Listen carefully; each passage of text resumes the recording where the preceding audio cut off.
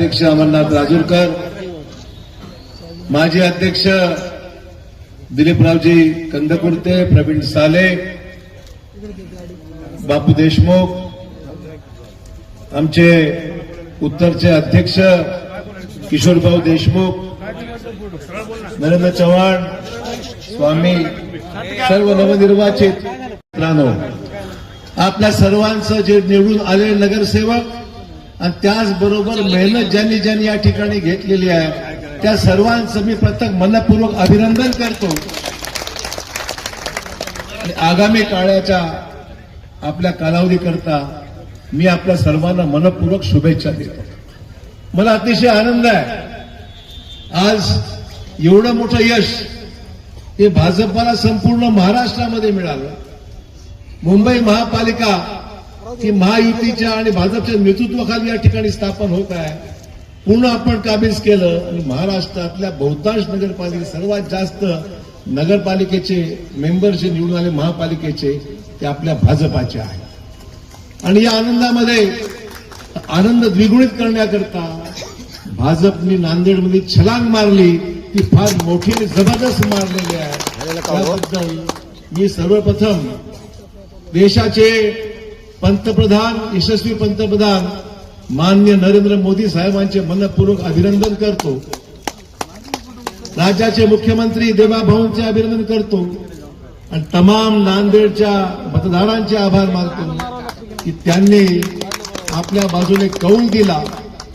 माझ्या प्रचारामध्ये मी हेच सांगितलं, तुम्ही भाजपाकडे बघा, आमदार तुमच्या नगरसेवकाचा विषय नाही या, अशोक चव्हाणांचा विषय नाही या महापालिकेला राज्य सरकार केंद्र सरकारची मदत जर घ्यायची असेल आपल्याला आगामी काळामध्ये पुढच्या 5 वर्षाचा विकास जर आपल्याला साध्य करायचा असेल तर हे डबल इंजिन सरकार आपल्याला कामाला आलं पाहिजे।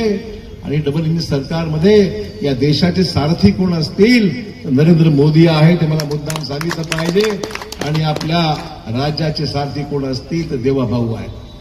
आणि म्हणून यांच्या दोन्ही महान नेत्यांच्या नेतृत्वाखाली ज्यावेळेस आपलं सरकार महाराष्ट्रामध्ये दिल्लीमध्ये आहे तर महानगरपालिकेला सुद्धा भाजपाच्या बाजूने आपण कौल द्या ही विनंती मी सर्वत्र जेवढ्या निवडणुका झाल्या त्याला मी सांगितलं या निवडणुकीच्या प्रचारामध्ये की आम्हाला तुम्ही साथ द्या, आपला जाहीरनाम्यातला प्रत्येक शब्द आम्ही इम्प्लिमेंट करू, त्याची अंमलबजावणी करू आणि आगामी काळामध्ये आपल्याला या 5 वर्षामध्ये शहराचा चेहरा मोहरा बदलायचा आहे, खूप काम करायचं आहे।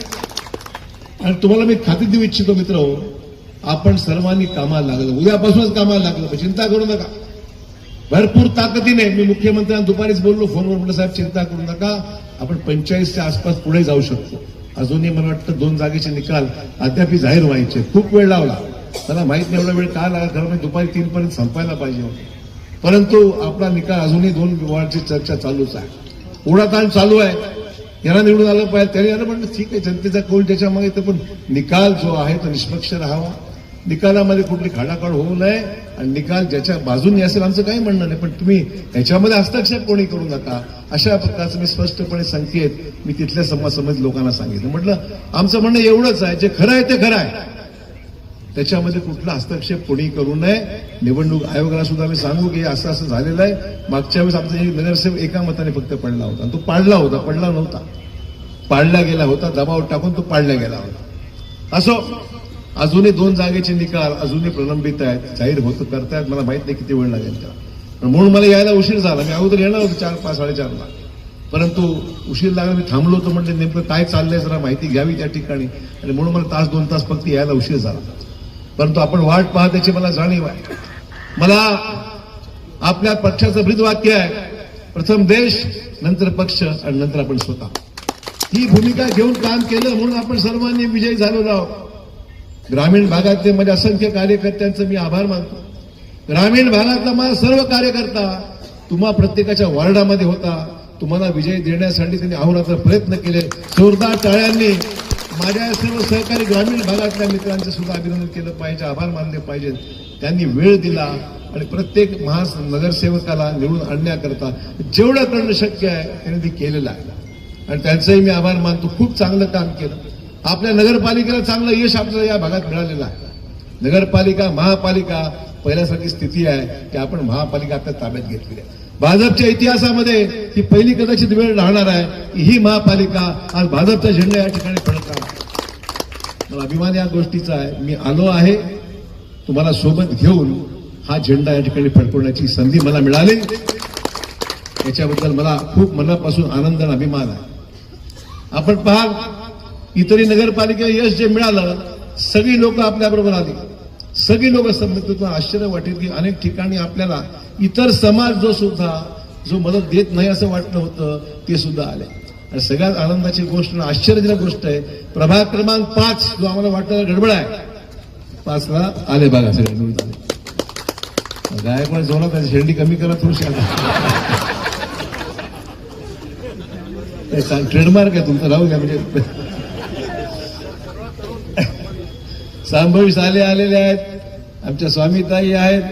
गणदंड आहेत गेली बस बस बस साले आहेत.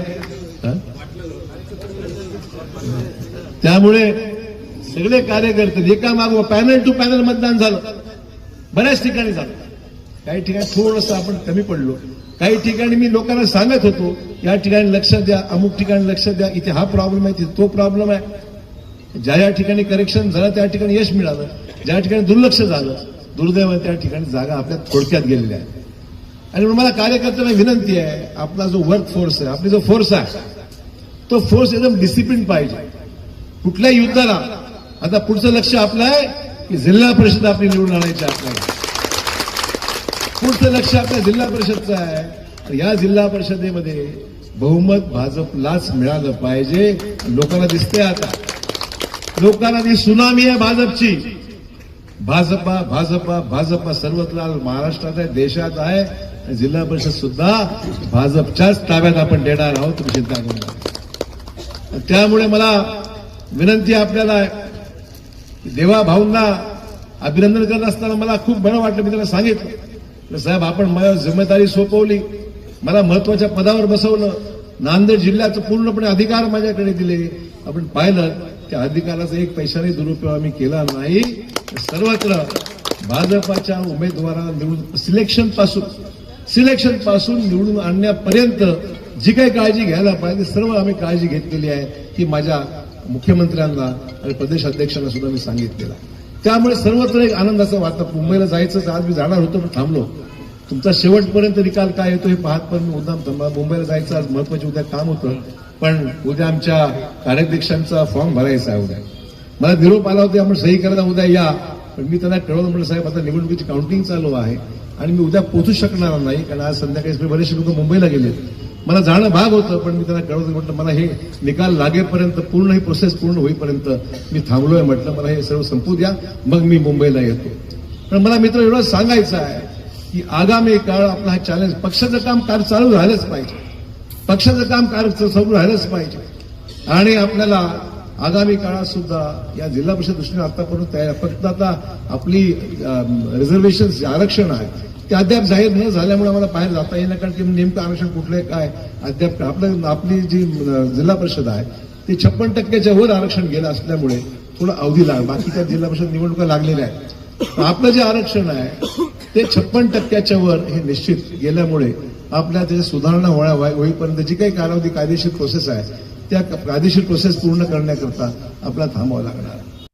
मी तुमच्या चॅनलच्या माध्यमातून माझ्या प्रभाग क्रमांक 5 मधील सर्व मायबाप जनतेचे शतशः आभार मानतो आणि तुम्ही म्हणत आहात की जे काही वचनं दिलेली आहेत तर तुम्हाला मी सांगू इच्छितो की आम्ही मागच्या सातत्यानं 7 ते 8-10 वर्षापासून जमिनीवर राहूनच काम केलेलं आहे.